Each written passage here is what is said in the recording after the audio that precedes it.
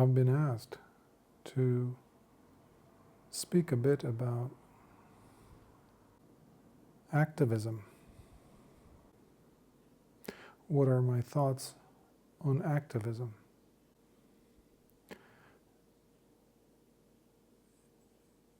It is rather interesting to see a world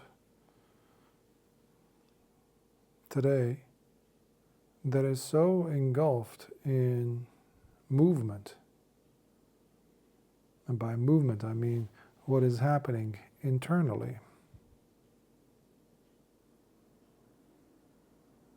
And this question was especially, or is especially, in terms of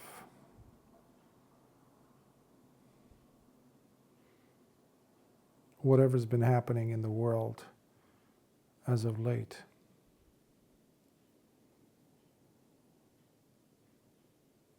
Whether Buddhists, monastics, or monks, bhikkhus specifically,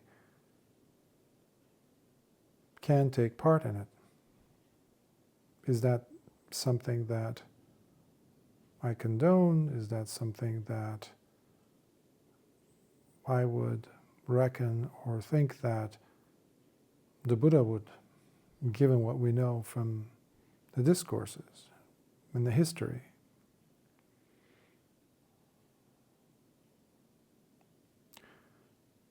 You know, when we are engaged in any kind of activism, we have to be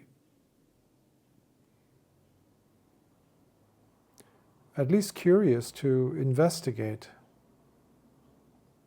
our own motives as to what we mean by activism. In what sense? Activism, well, we all, it's presumed nowadays when we speak about activism, it is about the movement outward, outside of ourselves, basically to change the world around us, the world, the environment, the social situations, usually improve the social conditions of the world, society at large. So basically, the world around us. The person becomes an activist in regards to, in relation to, whatever is happening outside of oneself. This is something that was never given any kind of priority in the Buddha's own example of having lived his life. Priority. That's the emphasis that we need to place here. The activism directed in an outwardly trajectory first. This is not Buddhism. Whatever social activism, whatever improvements upon the social conditions, whether there are injustices that we want to remove or cause a positive change to occur in them, in all those different the ramifications of what that means, the improvements, etc., of the human condition, the injustices that happen to different groups of people, whoever do not have a voice, injustices, inequality in the sense that certain groups of people are treated unfairly over others, which you see all throughout human history. You see this throughout continents. You see this throughout all different levels of society, even to this day. So the Dhamma, or the Buddha's path, the dispensation of the Buddha, the lifestyle that he led, as well as the lives of his own students, be they monastic or laity, doesn't mean that they did not engage in the improvement of the society around them. I think nobody, in my own research in social, the structures and history, world history, I've never come across anything that equals what we see in the example of the Buddha and his own students, as well as 300 years later in the Emperor Asoka's own, in India, Emperor Ashoka, sometimes referred to as Asoka, that's why I mentioned it like that. It's exemplary as far as activism per se goes. However, it came as an offshoot, as a side effect, if you will, inevitable consequence of something that was primary, which has been and always is the reason why we have this Dhamma and discipline. And that is the work that we must do upon and with our own selves. Meaning, working on our own improvement as individuals, as members of society. Now, the way to bring this about, the Buddha gave very clear-cut instructions. We start from the person's lack in generosity. The average person is not generous, especially now. And we have various different reasons as to why. Well, I don't have enough, I don't have this, I don't have enough time, I don't have enough energy, I don't have enough money, I don't have enough, etc., etc. But when it comes to receiving, getting it from others, or wanting it from others, we're always, fighting to get more from the world, from others, because it's only fair. Well, the others, if you look at the quote-unquote others, looking at it from an external point of view, you will see that you also are part of the others. We make up part of that other group that's always there outside, this very intangible other, anya in Pali.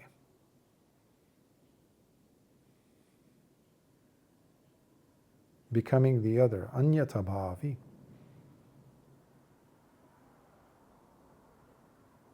So when you are looking around, however, in this world, and given that particular of the question, especially in terms of Buddhist monks nowadays, Westerners and non-Westerners in Asia, for example, that has become the hot topic. That has become the thing. The foolishness with which we embark on such a journey where we walk away from the teachings of the Buddha as bhikkhus, and this is specifically about Theravadins now. Those of us who claim to be living the original path of the Buddha, the historical Buddha and what he taught. Well, you can't put a label on yourself or wear a certain garment and claim, well, this is the path that the Buddha taught, so I am living that. That's irrelevant. What is relevant, however, is the way we think and carry ourselves. We behave, again, starting internally, from ourselves. And specifically, I began with generosity. But what is important here is, in addition to the generosity, because even as bhikkhus we have to be generous. Generosity requires humility. generosity with our time. However, that means nothing if it's not based upon virtue. And virtue is crucial. That is the official, you can call it the official start of one's journey, which starts every day, every moment. It's significant, the work that we must do. It's part and parcel of the path. It's part and parcel of the practice. The virtue that we must bring into our lives. If you notice, it's internal work. Activism is external work. Okay? The way that activism is understood, that is, today. Everybody wants to be active. Well, as opposed to what? Inactive? Let's get this thing straight, however. When we look at the Buddha and his teachings, what we are saying is not to become indifferent.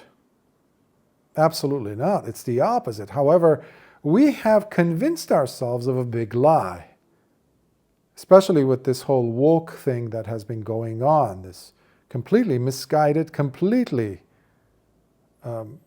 based on wrong views, micchaditti, and unfortunately several bhikkhus in the world, unfortunately many of them well known in the Theravada circles, bhikkhus, some of them are Mahatheras, and typically Westerners that have a chip on their shoulder to kind of bring in this activistic thing, movement, and basically go with whatever is being promulgated, pushed by the grander agendas of media, completely detached from the real world. We're talking about individuals who are highly influenced by Facebook, for example, or what they generally see on YouTube, what they generally see on mass mainstream media, news outlets, that you can easily manipulate these days. Most of them are private corporations, run by private corporations. So it's inevitable, however, to have individuals that are being fooled into, being part of the herd.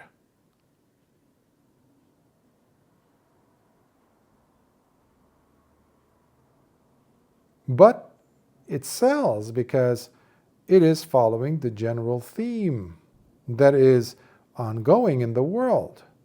Whatever is the big signature piece, whatever is selling now, whatever the mainstream media carries,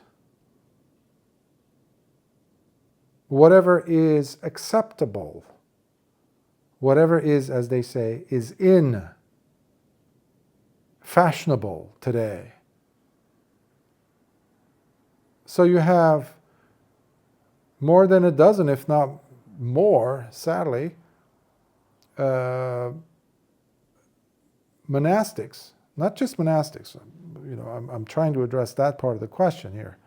But you have so many people who have relinquished the work that they must do upon themselves, with themselves, to work on their own characters as individuals, to bring about a sense of virtue in themselves, and to change the world through that.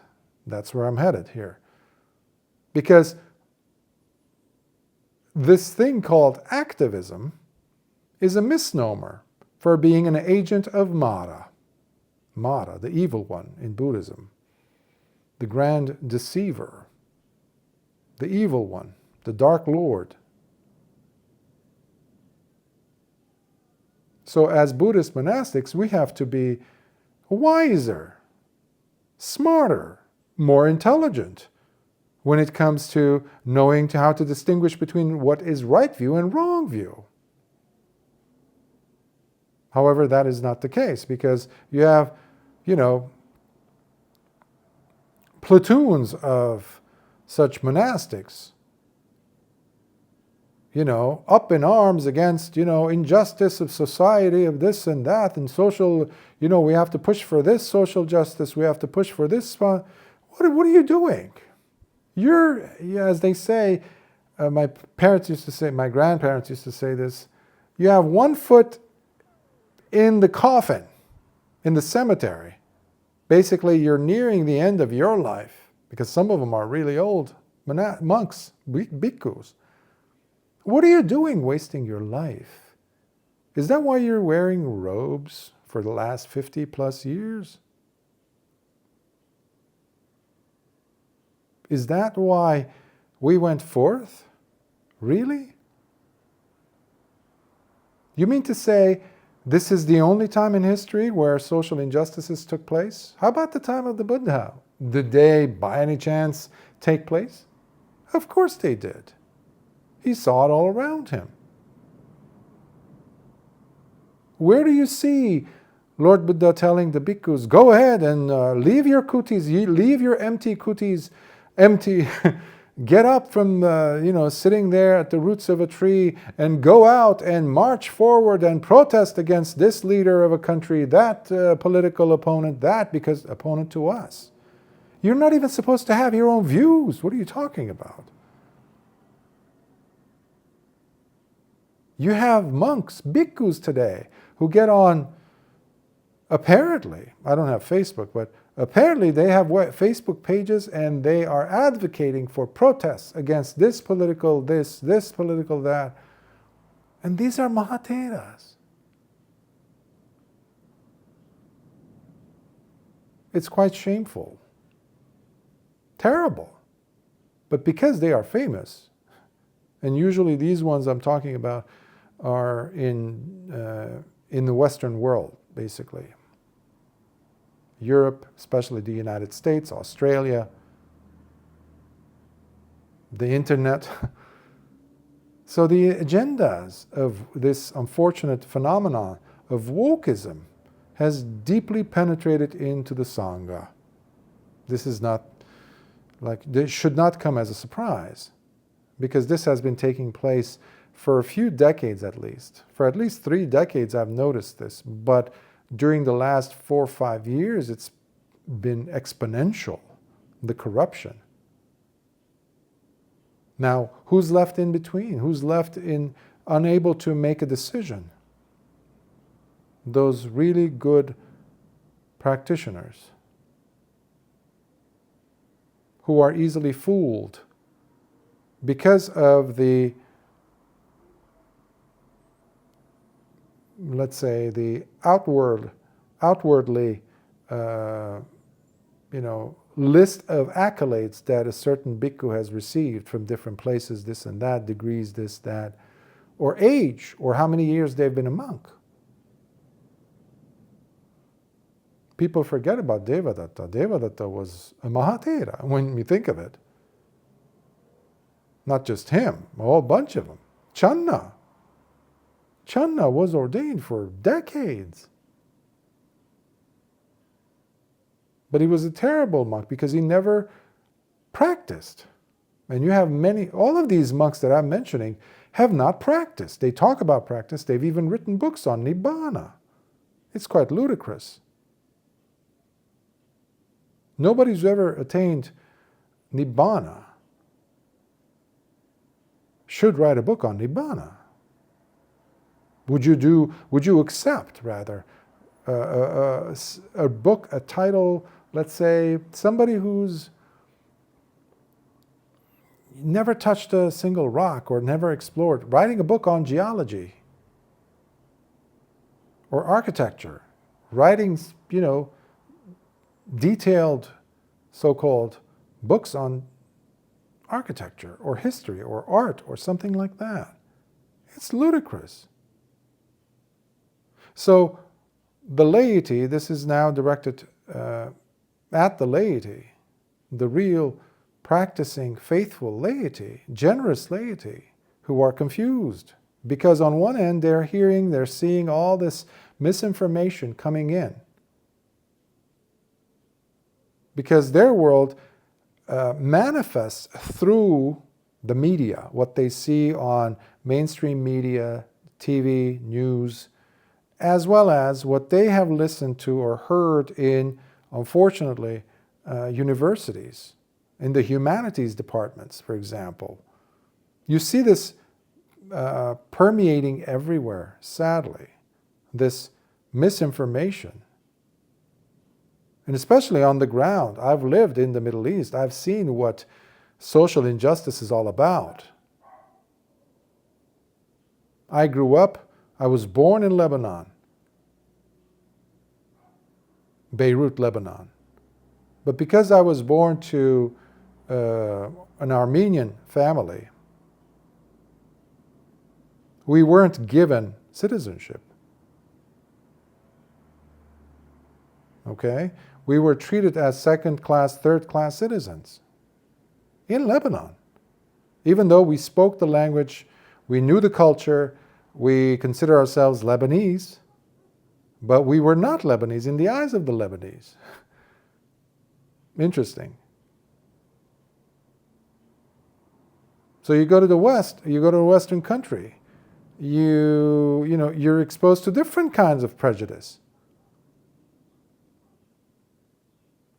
Somebody looking at your skin looks at you and, if they're a little bit darker than you, all of a sudden they have a position now, even though they have no clue about your history. And they don't care because the agenda that's being fed into their brain, because of whatever they're seeing, exposed to, already they're developing these animosities.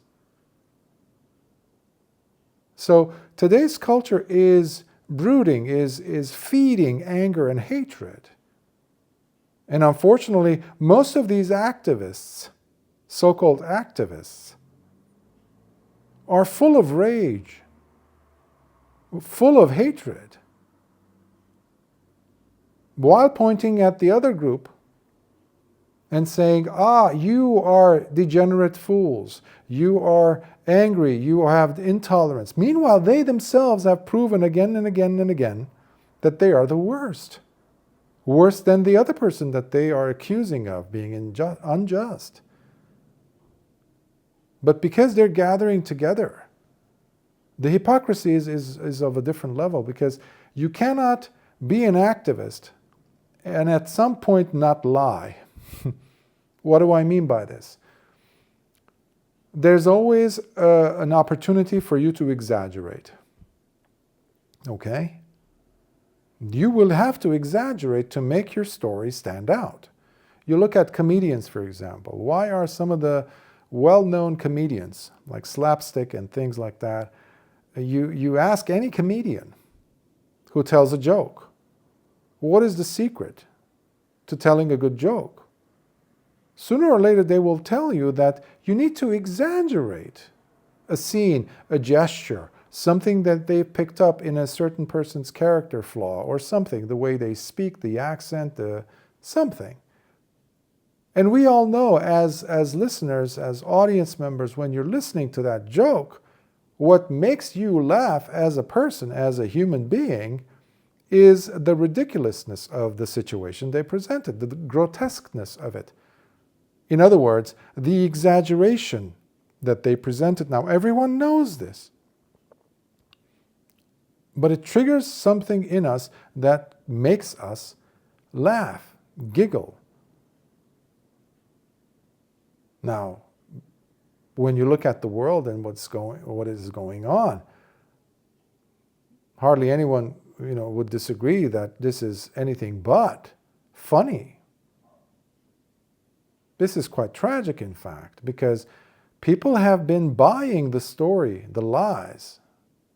And unfortunately, many of the bhikkhus, if not most or if not all, of the so-called activist bhikkhus out there, many of whom are on the forefront of social media, advocacy groups, this and that, without having any clue as to what's really going on. They are being fed information from the mainstream corporate-run media. And they go by the exaggerations. Now, soon enough, they too have to exaggerate. Now, the other part of exaggerating is it's inevitable for the person not to lie. So you see the importance of musavada. Musavada is the fourth precept that the Buddha gave to everyone. Musavada does not necessarily mean not to tell lies, even exaggerating, because I've seen this in monks who claim to have certain abilities, certain powers, or certain levels of attainment, which they didn't, because I've lived with them.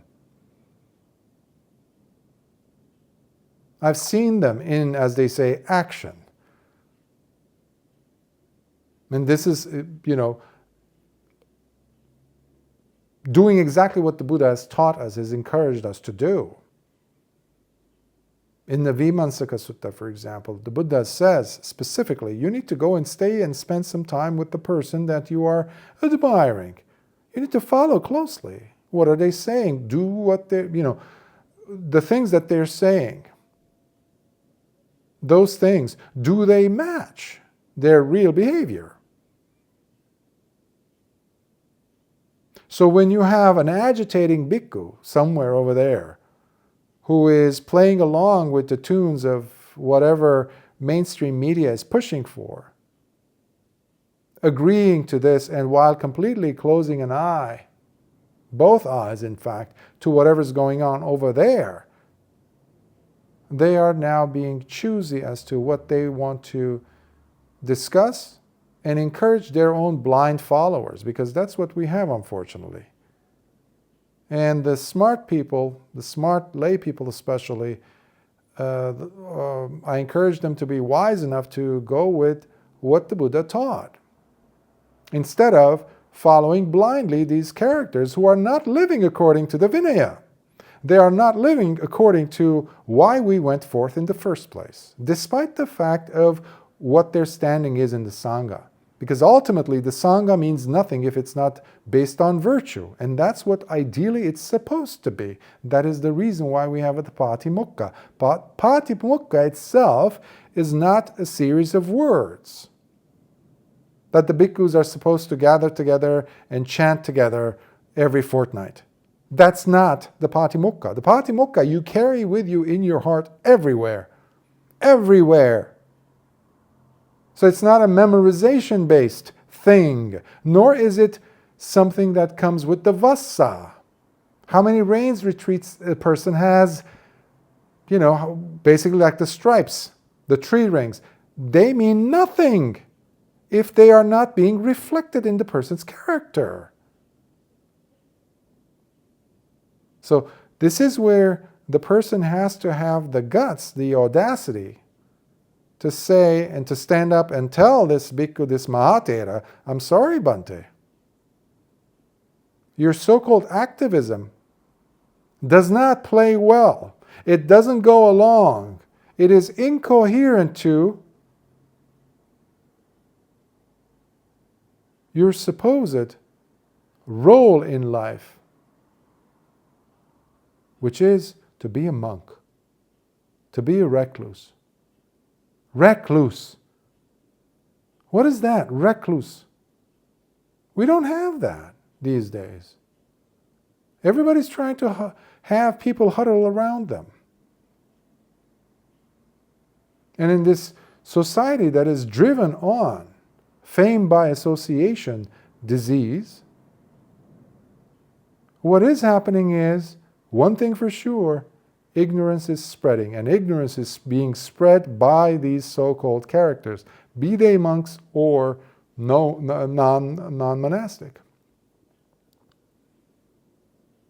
So as bhikkhus, we are supposed to be wiser, not dumber, or as dumb as what we have over there. As politicians, we're not supposed to be involved in any of that. Yes, we are supposed to look at something that is not right and call it out, but not to be a spokesperson for these, whatever the agenda of the day is for these corporations. We should be aloof from that. I know I have addressed so much on different topics, but pertaining to the level of ignorance that we keep on getting drenched in. It's like it's a sinkhole. It's a quicksand that society is allowing itself to be in the name of all these so-called different activistic or causes, you know. Today, every single Buddhist organization is parroting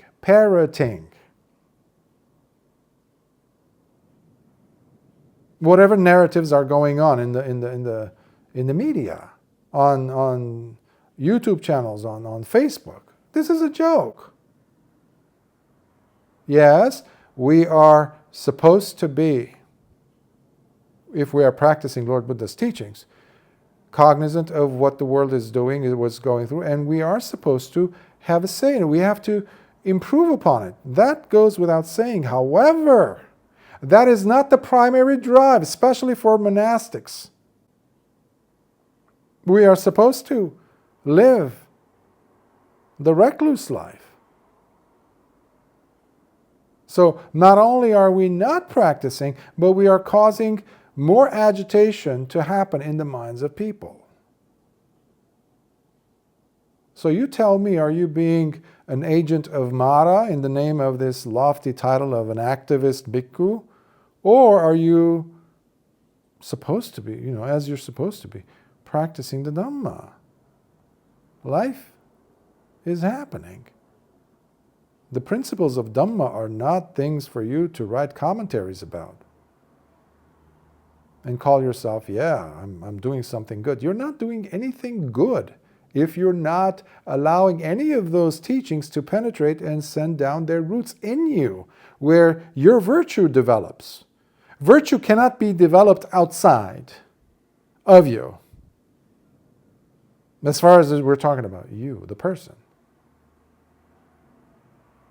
Virtue must be developed within. As well, we can say the same thing about metta, the Brahma Viharas, for example. Loving kindness cannot be developed outside of you. It can only be developed within you. Same thing with sati, mindfulness. But because we're living in this dark age of ignorance, it has penetrated through these corrupt ideologies, being led by corrupt, unfortunately, bhikkhus, highly influenced by, in more ways than one, by outside sources. We have many who have become agents of Mara. This is not a conspiracy theory. This is a fact. Look around you. Look at the behavior of these bhikkhus. So we must be very careful when we're hearing or seeing somebody being an activist. Look at the behavior. I don't care what you're saying. I don't care what your slogans, what your banners are saying. I'm looking at your behavior. When I'm seeing nothing but hatred in your eyes, when I'm seeing non-tolerance in your behavior, but your banner says, you must be tolerant. Meanwhile, you're slapping people. You're kicking people. You're hitting people. Meanwhile, you're wearing a peace sign. You're accusing the other person of being intolerant, meanwhile. What are your actions doing? Really? So everybody's pointing the finger away from themselves. And all of these, ironically enough, are the activists. So if you want to be an activist, you start with yourself. Fix yourself first before you think about fixing society. Close your doors well. Because that way you can protect the person, the would-be robber, from entering your house, your property. Why? Because you've not made yourself so vulnerable. So you can start working on this, applying this internally by checking on what your senses are picking up. Instead of going on YouTube or Facebook to look at certain sites that entice or instigate more anger and rage to arise within you, instead of doing those things, by closing those doors, already you've protected yourself from being pulled into more and more wrong view. Well, that's a good thing. And then eventually, by protecting yourself, you're also protecting those around you, because they're not afraid to talk to you about things. Because every time you speak about something or they bring up a topic, automatically you are pulled into this anger and rage, and always putting the other there, the villain. And that's the other thing. Activists always have to have a villain. They never ask this question. And many of these bhikkhus I'm talking about have plenty of villains, apparently, other than the main villains in their own hearts. The defilements, those are the only villains that I can think of, real villains. The real defilements within the person's heart. That's where rage is coming out of, not the other person. Come on. The other person has a life. Yes, they don't agree with you don't agree with their principles, whatever, but they have a life. They show love to their, significant other or whatever they have. So they do have experiences of compassion and kindness to certain people. Fine. You see, that's a glitch in your system now, because you made them out to be pure evil. And that is so infantile. That is so foolish. It's so black and white thinking. It's not what mature people are supposed to engage in, and definitely not Buddhist monks. Again, this is not just directed towards Buddhist monks acting badly in the world that's in this state of flux. Not just them. Them, yes, but not just them, because you have a lot of people who are confused because they're seeing both sides now, but they're still exposed to the lies. Racism exists everywhere. Everywhere. I've seen it in India, I've seen it in Sri Lanka, I've seen it in, as I said, Lebanon, I've seen it in Italy, I've seen it in everywhere. In Australia. But it was not from one specific group, okay? I've seen it from all the spectrum of skin color, you can imagine. Even people from these different countries that I mentioned, I've seen them in a different country and they behaved in a way that completely shattered my logic as to where racism comes from, usually. Because it's everywhere. Why? Because ignorance does not carry a passport. It doesn't come with a certain skin color. Violence, rage does not come with someone who has, darker shade of skin or brown eyes or lighter shade of skin or blue eyes. No. That's a very infantile way of looking. It doesn't come from a certain country, a certain part of the country. But that is what we have been trained to thinking. In the humanities departments, in these social justice movements, it's all corrupt.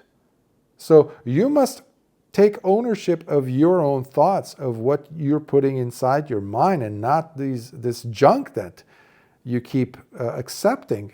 Do not accept from anyone, including myself, including bhikkhus. Bhikkhus who are much older than I am, who've been monks for much longer than I have. Ask your heart, does this sit well? If somebody were to talk to me in this manner, would it be okay? To my loved ones in this manner, would it be okay? Then what makes it right for this person to speak like that and for me to accept such nonsense. So do not be afraid to call this out as nonsense, if it is. Even if it's carrying this lovely, colorful image of activism. Oh, we have to give a voice to those who do not have a voice. Yeah, why don't we start with you? Because obviously, you are not hearing the silent cries within your heart, which led us to seek a life that's different from the one that we led up to the point where we put on the robes. Because Mara loves activism. Okay? Let's not be foolish about that. Let's be factual about that. And call it out like it is. The real activism is inside your empty kuti, which should not stay empty for long. You must pull yourself back in there and really live the life of a recluse, if you are a monk.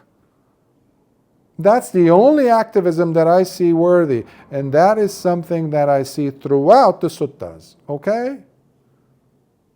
Throughout the teachings, throughout the examples of all the arahants. The Buddha never said, well, leave the tree, leave the isolation, and go to society and march forth and we don't march forth to advocate for social justice causes, leaving behind the main work that we're supposed to be engaged in. Because, it's putting the wheel before the ox type of a situation otherwise. So we have to practice wisdom, which unfortunately is lacking tremendously in these so-called activist / bhikkhu types out there. So my encouragement is for every one of those to go back into their kutis and start practicing and turn off Facebook or turn off their, and just do the work. That way, society can actually find its bearing. Why? Because we have real, genuine practitioners then. We don't have that now, sadly. We only keep hearing about them. Why? Why? That shouldn't be the case. So there needs to be a delineation, clear demarcation, so that the laity could really regain their saddha, their faith in the Sangha, which is not the case, unfortunately. And that's why each of us need to live the 3 trainings. Doesn't matter if you're in robes or not. The Dhamma is for everyone, equally. The Dhamma taught by Lord Buddha was for everyone, equally. That is, whoever wants to put in the Dhamma into their hearts and really work on that. That is the only area of activism that I see worthwhile. Because life is fleeting, as we all know. Anicca is happening. Dukkha is everywhere. Suffering is everywhere. Impermanence is happening all the time. So we can't live like we are immortals, that we have forever. And we have to bring a social, justice around the world and peace. Look at the ego. We want to bring peace, and it's such a futile, unachievable thing, just like in the case of the Mahayana. That was also basically a Marayana. Why? Because they removed the responsibility that the person has on working on themselves first, and gave this whole bodhisattva thing a voice, which basically is an impossibility, that I have to save everybody else. Meanwhile, I'm not saved. I don't know what I'm saving with what. I'm not even walking the path. How am I going to help anybody? I don't even have the map to walk to the treasure.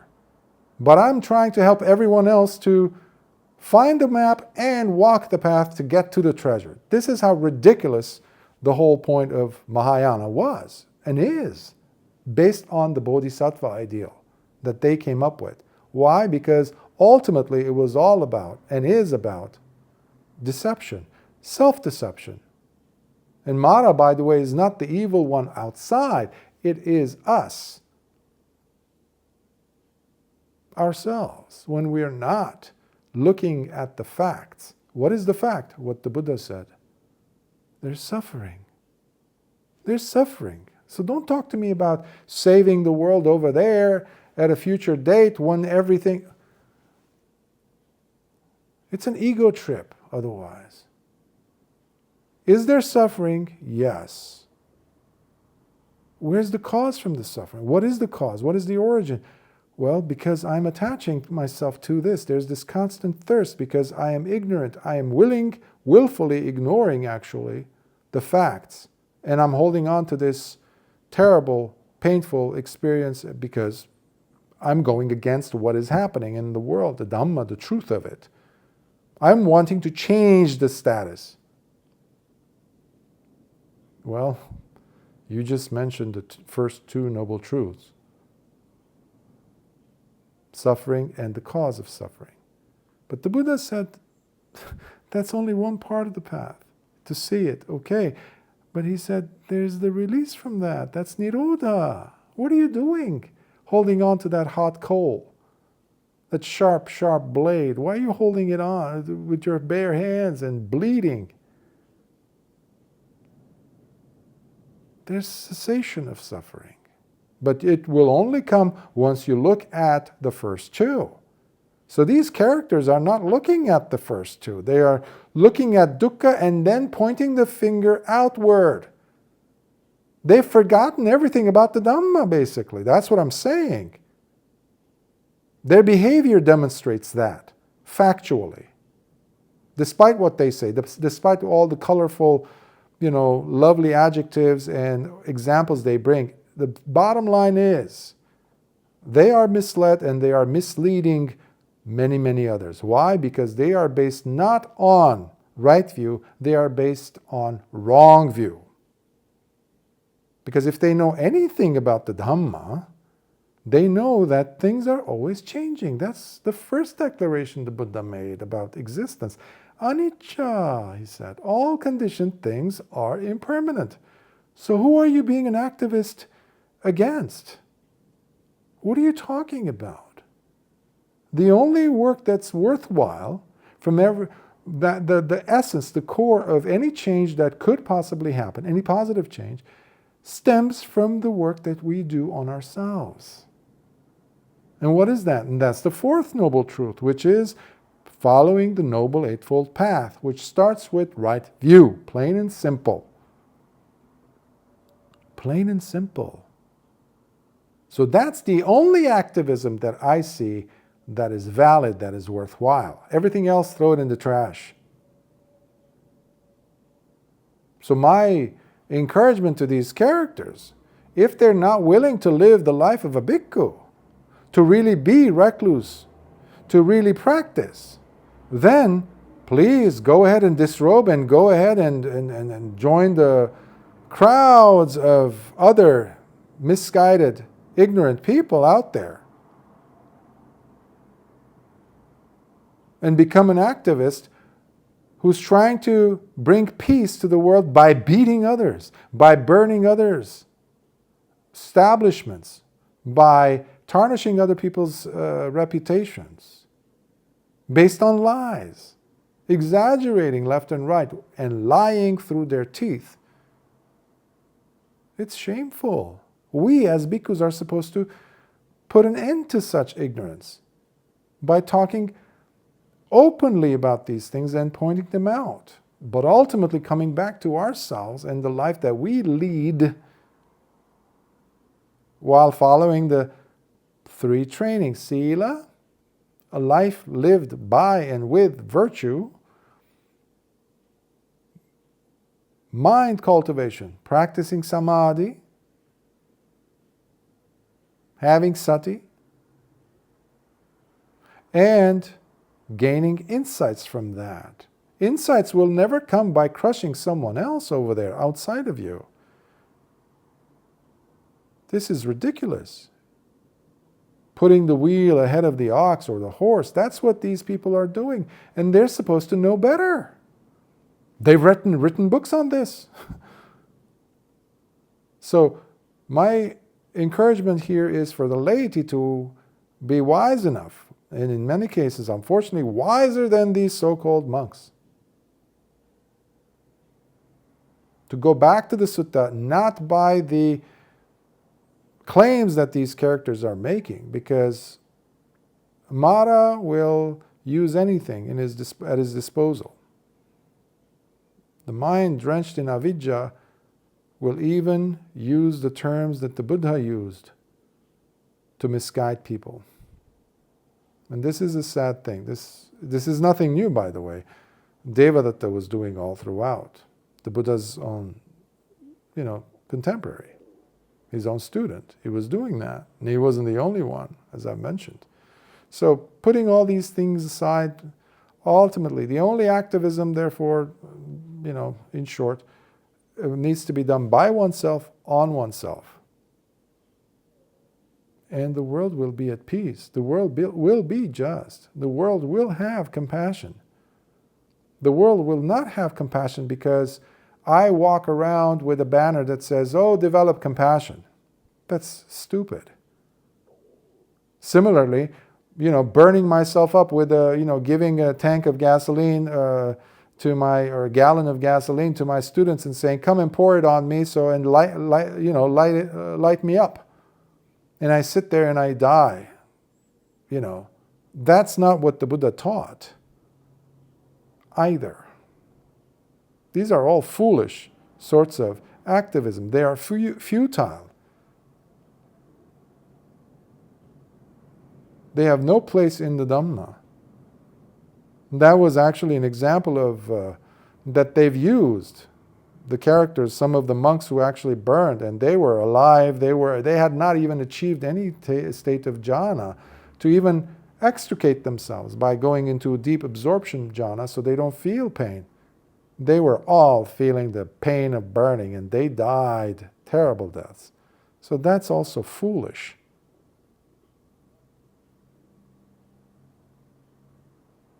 Self-emulation, I think.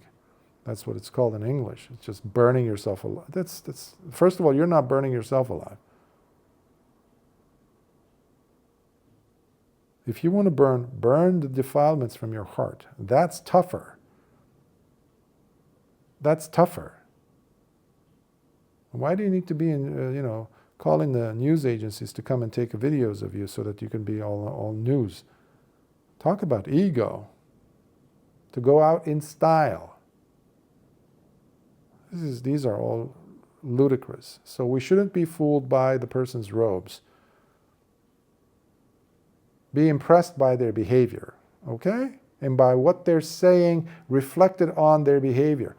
Being a recluse means even if the whole world stands against you, you have to hold on to your truth in your heart. And the truth has to be a perfect match with what the Buddha taught. So, ask yourself, are these people really living the example of the Buddha? Really living the life of a recluse? And you'll have all the answers you need. I think that's enough.